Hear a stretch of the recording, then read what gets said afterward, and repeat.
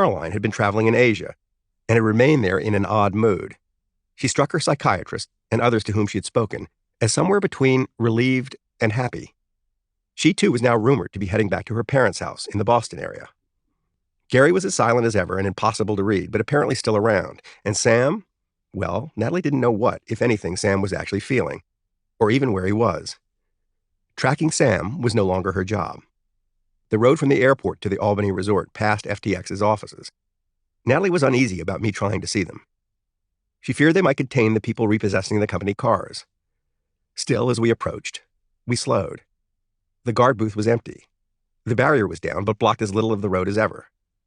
There was no sign of life on the field of asphalt. The cars were gone. The jungle hut seemed entirely abandoned.